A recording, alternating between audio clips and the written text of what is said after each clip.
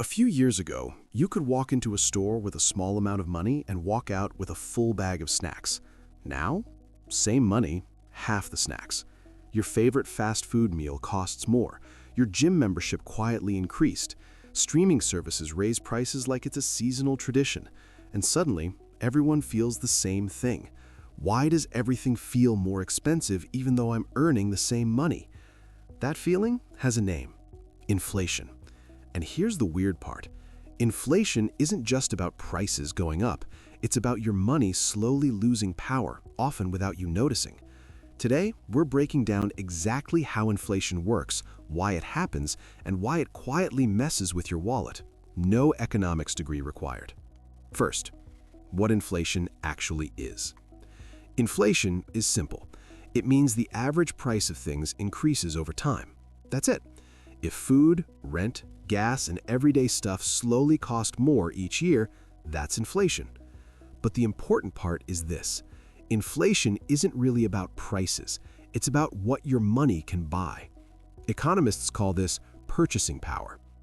Purchasing power just means how much stuff your money can get you.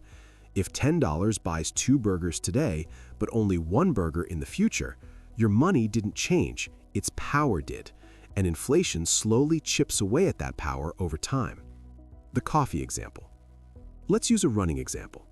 Imagine your favorite iced coffee. A few years ago, it cost about $3. Now it might be $4 or $5 depending on where you live.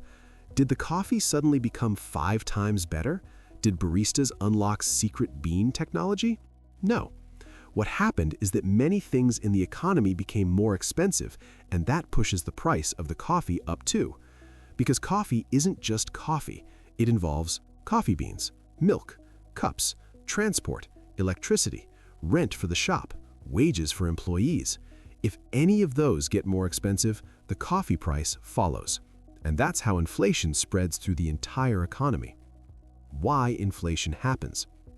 Inflation usually comes from a mix of a few big forces. Let's break down the main ones. Demand. Too many buyers. The first cause is demand. Demand just means how many people want something. If a lot of people suddenly want the same thing, prices usually go up. Think about sneaker drops. A limited pair releases. Everyone wants them. Prices explode. Same idea happens in the real economy. If people suddenly have more money and start spending more on food, cars, travel, and coffee, businesses raise prices because they know people will still buy. More demand, higher prices. Pretty simple. Supply. Not enough stuff. Now flip the problem. Instead of too many buyers, what if there's not enough product? That's a supply shortage. Supply means how much stuff exists to sell. If supply drops but demand stays high, prices rise. Example. Imagine your favorite coffee shop suddenly can't get enough coffee beans. Maybe a bad harvest happened. Maybe shipping slowed down. Now the shop has less coffee to sell, but customers still want their caffeine. So what happens? Prices go up. Less supply, same demand, higher price. Costs go up. Another cause is rising costs for businesses. Running a business isn't cheap. Companies pay for rent, materials, shipping, energy, employees. If those costs rise, companies usually pass the cost to customers. This is often called cost-push inflation. Example, if milk becomes more expensive, electricity rises, and wages increase, that $3 iced coffee might turn into a $4 iced coffee. Not because the shop wants to be evil, because their own costs went up. The money supply. Now we get into the part people argue about a lot: the money supply. The money supply is simply how much money exists in the economy. When more money enters the system, people and businesses can spend more. And if spending increases faster than the amount of stuff being produced, prices often rise. Think of it like this. Imagine 10 people fighting over 5 iced coffees. Now give everyone double the money. Do we suddenly have more coffee? No, we just have more money chasing the same amount of coffee. So the price goes up. Why inflation isn't always bad. Here's something surprising. A little inflation is actually normal. Most modern economies expect some inflation every year. Why? Because slow inflation usually means the economy is growing.